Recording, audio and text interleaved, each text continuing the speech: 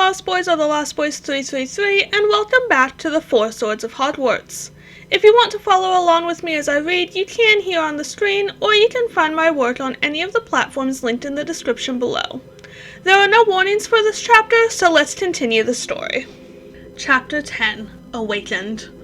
Harry peered around the door, gazing into the hospital wing.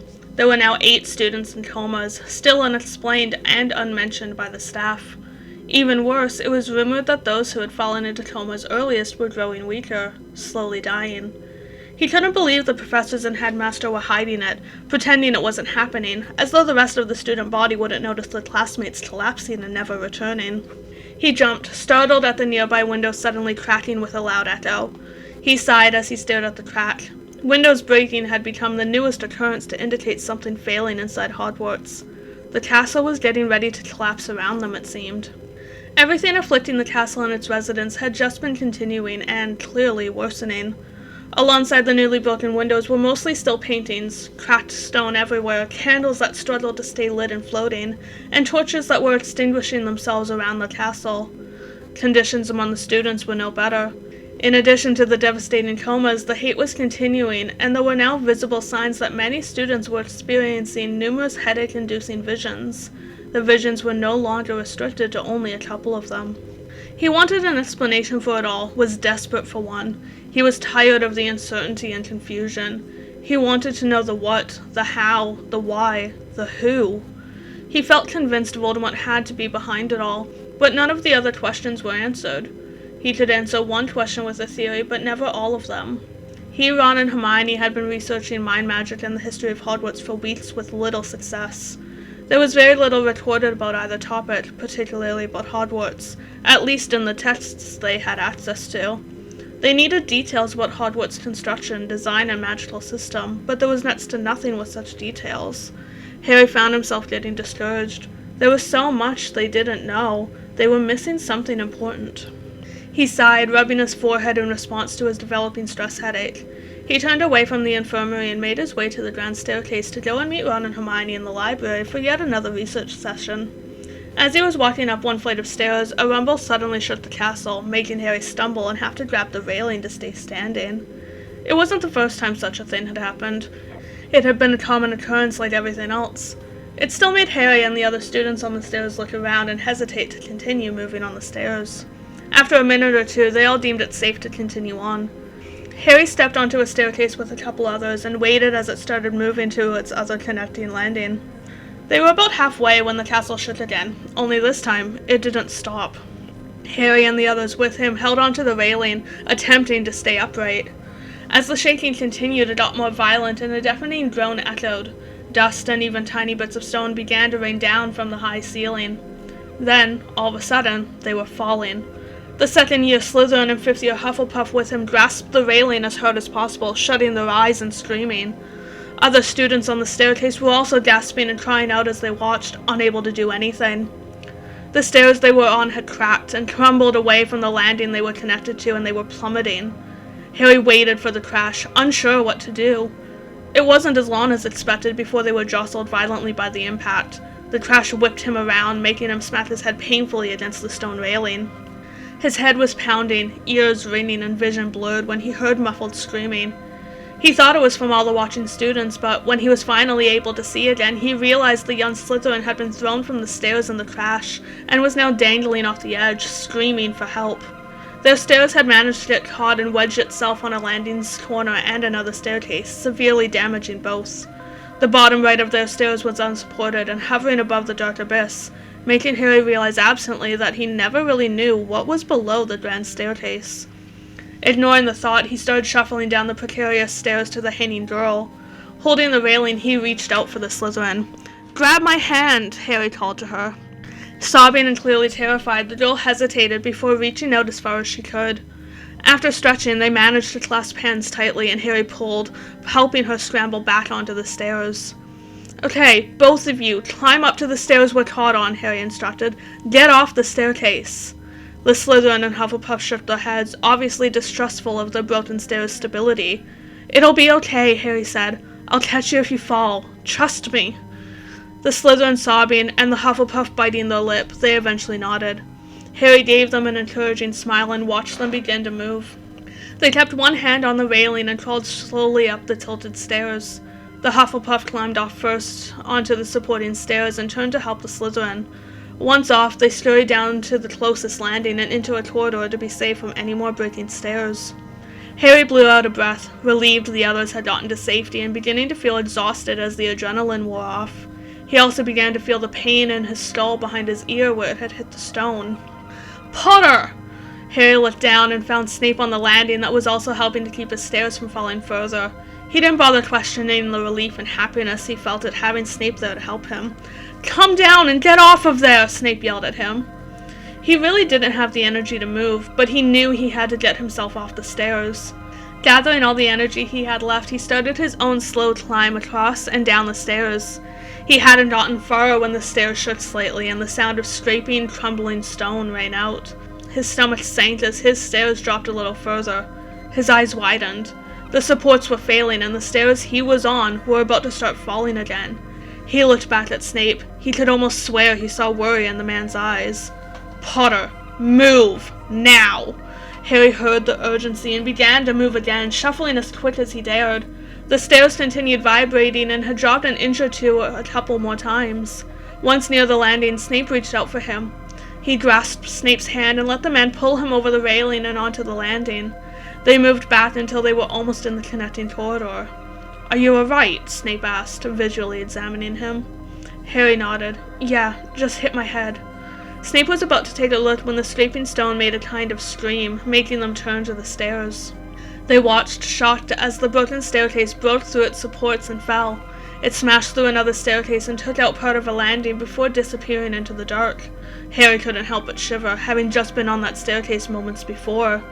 He hissed when fingers suddenly prodded his injured scalp.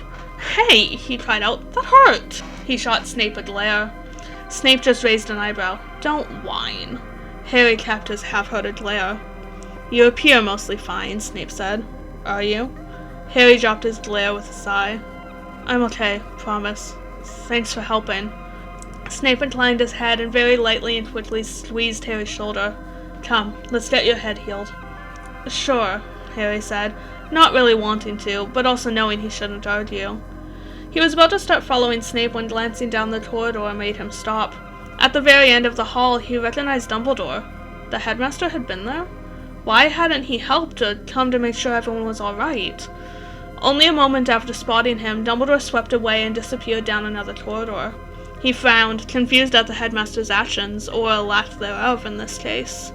"Potter!" Snape called out. "Right," Harry said, distracted. "Coming."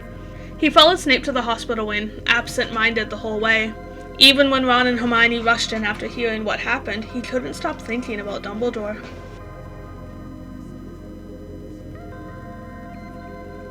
Harry sat in his bed with the curtains drawn with a sigh. He had finally escaped the common room after being bombarded with questions about what had happened on the grand staircase for what seemed like hours. After the questioning, the Gryffindors had devolved into casting blame onto the other houses, accusing them of destroying the stairs to try and hurt or kill Harry. He didn't bother to correct them or point out that both a Slytherin and Hufflepuff had been on the stairs with him. They wouldn't listen. Ron and Hermione, on the other hand, were terrified to let him out of their sight as though the castle would collapse on top of him the second he was alone. He tolerated the hovering for as long as he could, admitting it had been a scary experience. Soon, though, he'd had enough, was overwhelmed, and he just needed to be alone and in quiet. He convinced Ron and Hermione to let him go by promising he wasn't going to try and sneak out to go anywhere else. Luckily, he had no intention of doing any such thing and had just collapsed into bed in relief. He stared up at his canopy, relishing the quiet as his mind ran through a wide variety of things. He replayed the stair collapse, glad they had all escaped before they were seriously harmed. He replayed the moment with Snape, secretly enjoying the comfort he had received from the man, no matter how subtle and brief and strange. Then his thoughts turned to Dumbledore and he frowned. He still didn't fully understand what it meant that Dumbledore had appeared to ignore the stair disaster. Perhaps he had seen Snape and assumed he wasn't needed. While possible, it was strange and didn't seem like something Dumbledore would do. Or was it? He flashed through everything he had gone through since stepping foot into Hogwarts. It was fairly common for Harry to get into the danger and find some way to deal with it alone, and then Dumbledore would show up. His help was always given after the fact. At the time, there were reasons why Dumbledore wasn't immediately available, but as he thought more, he began to wonder. Had Dumbledore purposefully ignored Harry in danger? Where had the man been going after Harry spotted him in that hallway? Still frowning as confusion filled him, he opened the drawer on his bedside table and pulled out the Marauders map. He hadn't used it in quite some time, and his heart hurt as he gazed at it, reminded of the still relatively fresh loss of Sirius. Pushing the sadness down, he picked up his wand from where it sat beside him on the bed. Tapping the blank parchment, he said, "I solemnly swear that I am up to no good." The ink spread across the parchment, creating the Hogwarts design and spelling out the nicknames of the map's creators. He unfolded the map and, crossing his legs to make space, laid it out in front of himself on the bed. He examined the map, noting where everyone was. There weren't many students wandering around, despite the majority of the student body having remained at Hogwarts that year for Christmas break, and it was New Year's Eve. No one felt much like celebrating. Mostly everyone seemed to be in either the Great Hall or their respective common rooms, with some in the library or the astronomy tower. He noted the names in the hospital wing as the students in comas. The staff was scattered, with some in the Great Hall, some in their offices or personal rooms, and others slowly patrolling the corridors. He searched for Dumbledore at that point, curious about just where the headmaster could be. It didn't take long to find the man in his office, and Harry chewed his lip in contemplation. Maybe he was just overthinking things. Surely Dumbledore wouldn't ignore danger and destruction. He must have just determined Snape had it all under control and went to deal with who knows what. The man likely had a lot to concern himself with, given everything happening in the castle and Voldemort's growing presence in the world. He sighed and shook his head, repeating to himself that he was just imagining things. He was about to clear the map when something caught his eye. He lifted the flap that was near the lavatory that held the entrance to the Chamber of Secrets. That area of the map, including that lavatory, was blurred, and the lines were squiggly, waving and swaying on the page. He stared at it closely, even brushed the area with his fingers. Nothing like that had ever happened to the map before. It was a damn near perfect piece of magic. He quickly scanned the map again, looking for other oddities. He found one other blurred, waving section where Gryffindor Tower was. He looked up, as though whatever was happening on the map would be visible in his curtained bed. When nothing became apparent, as expected, he returned to the map. What was going on with those two areas of the school? Was the map malfunctioning, despite working flawlessly for decades? Or was it identifying something in the castle? Could it be connected to Hogwarts' dying magic? He was interrupted from pondering further as the other boys in his dorm made their loud entry. He quickly cleared the map and put it back in his table, pulling back his curtains to join the pre-sleep conversation. However, he was only half involved, as his other half could not put Dumbledore or the map out of his mind.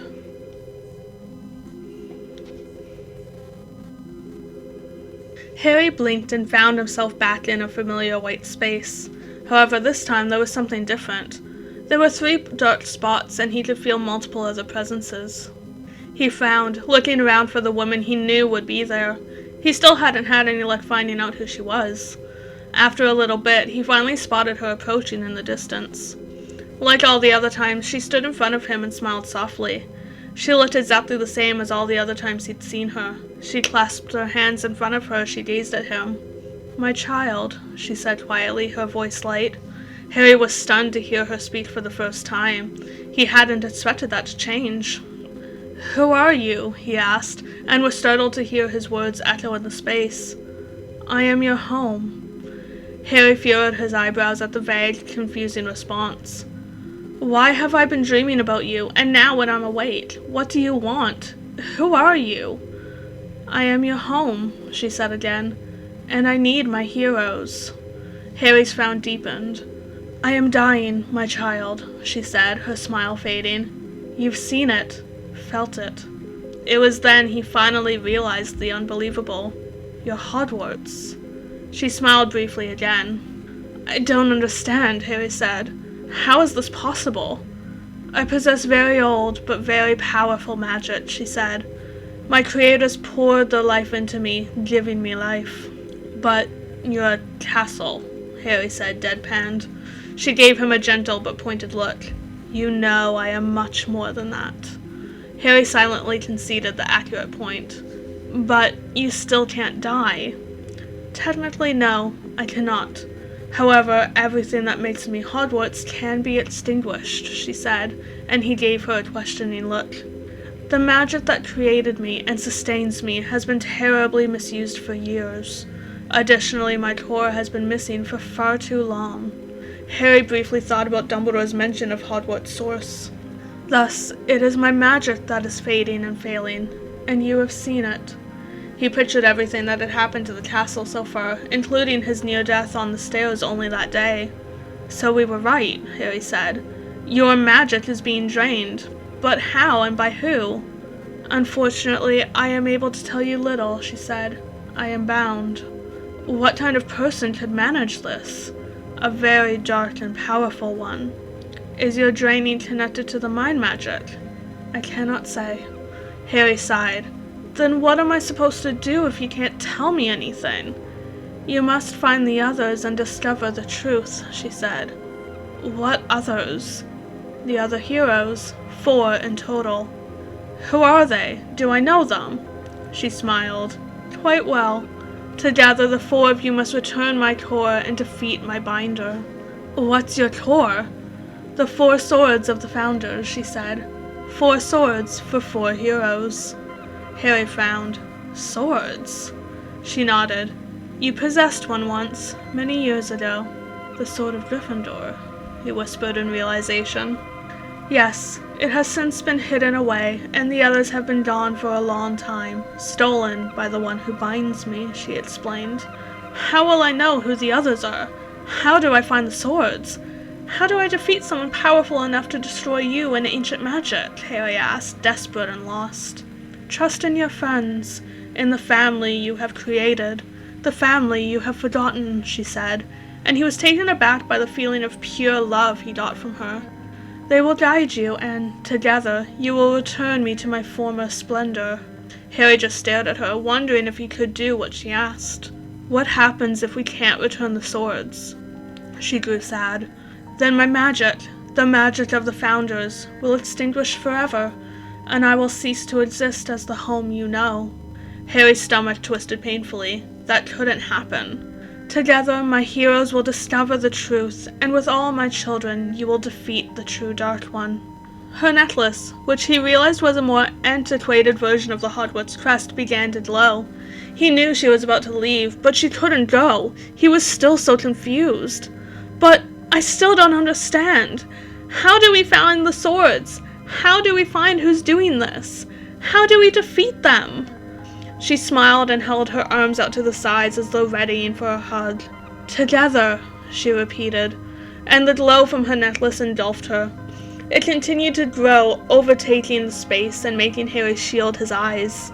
As he was blinded, the white space with the 3 shadowy areas faded away.